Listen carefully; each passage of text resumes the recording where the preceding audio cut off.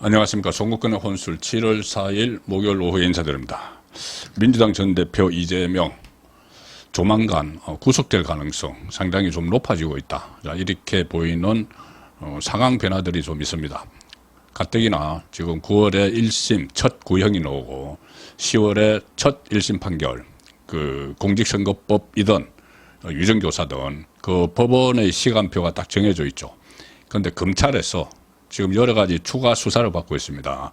정자동 특혜 의혹 사건도 있고 또 대북송금 사건도 또 추가 보강 수사할 것들도 있죠. 일단 기소를 했지만은 공소 유지하면서 그리고 쌍방울 후원금 쪼개기 또 경기도 법인카드 수사할 것이 많은데 지금 검찰에서 완전히 이재명에 대해서 뿔이 났다 이 표현으로는 부족할 정도로 뭐 독이 올랐다.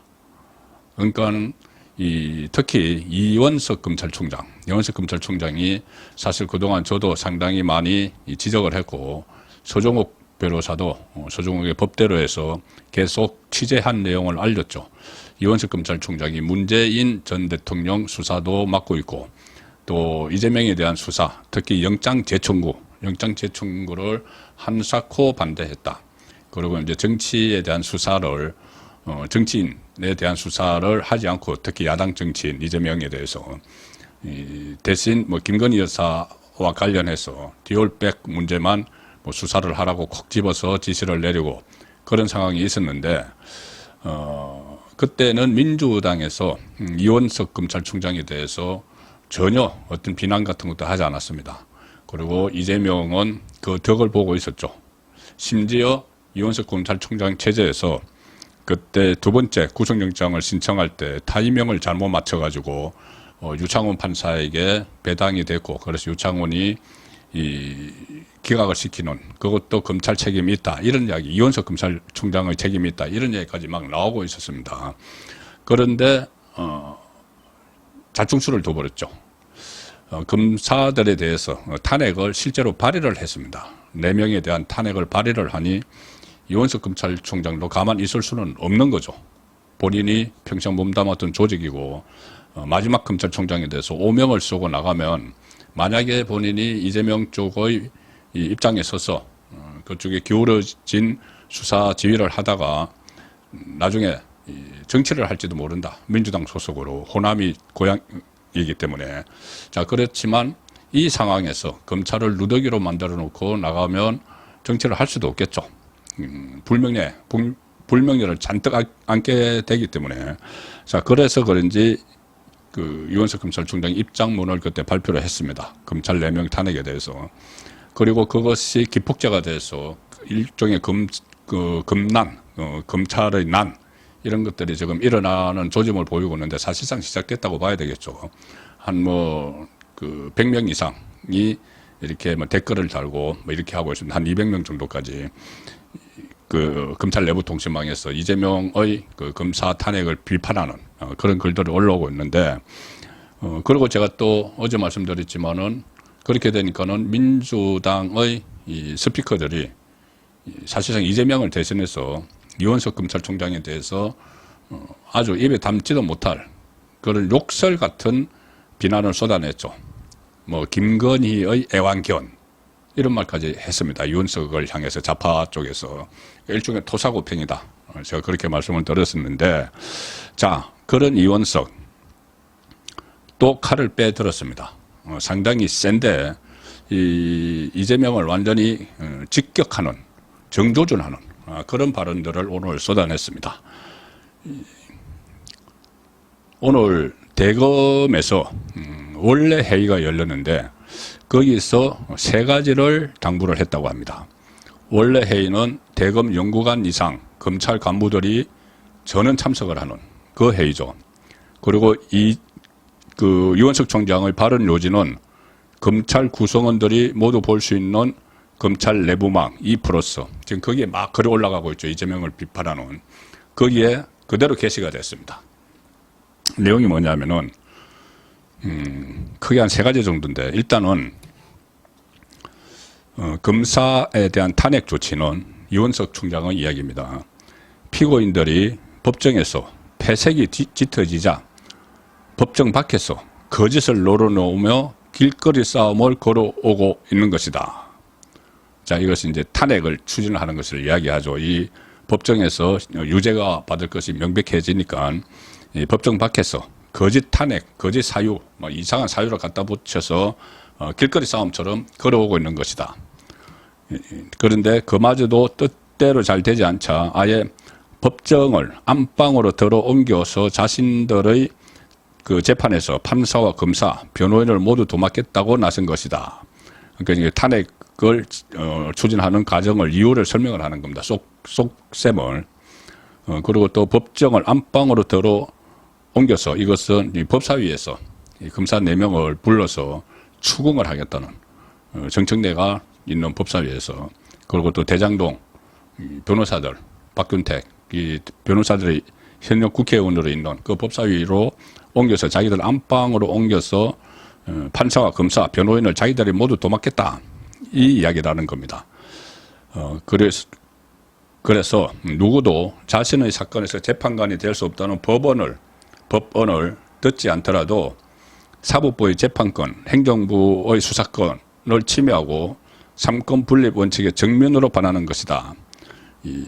지금 이재명이 검사들에 대한 탄핵, 그리고 또 특히 법사위에서 뭐 청문회처럼 이렇게 검사들을 부르겠다, 여기에 대해서 정면 반박을 한 겁니다. 자, 그 다음에 이렇게 말이 이어집니다. 상대가 저급하고 비열하게 나오더라도, 상대가 저급하고 이재명이 저급하고 비열하게 나오더라도 검찰 구성원들은 위법하고 부당한 외압에 절대 굴복하지 말라. 일단 본인이 그동안 이원석 검찰총장이 그동안 여러 수상한 행태를 보였지만은 이 검찰 원래 회의 간부들이 다 모인 자리에서 이렇게 이야기하고 이것을 검찰 조직이 전부 다 볼 수 있는 내부 통신망에 올린 겁니다. 그래서 무게가 있는 것이죠. 그냥 일반 기자들에게 이야기하는 것보다도 이것은 더 무게가 있는 겁니다. 내부에서 내부 검사들에게 일종의 그 가이드라인을 주는 것이죠. 그리고 이렇게 이야기합니다. 소리에 놀라지 않는 사자처럼, 거물에 걸리지 않는 바람처럼, 진흙에 물들지 않는 연꽃처럼 당당하고 품위 있게 국민이 부여한 책무를 다하기 바란다. 법대로 다 수사하라는 그 이야기죠. 이 정도 되면 다 알아듣죠. 그리고 이 검찰 개혁이라고 이야기하는 소위 조국당과 민주당이 이 검찰청을 해체하겠다는 이야기죠. 기소청 그리고 중수청으로 바꿔서 검사라는 직책을 없애버리겠다는 이야기입니다. 그리고 집단 직급을 강등하겠다는 그 이야기죠. 거기에 대해서도 지금까지는 침묵을 했지만 검찰총장이 입을 열었습니다. 형사사법제도는 섣부른 실험 대상이 되어서는 안 된다.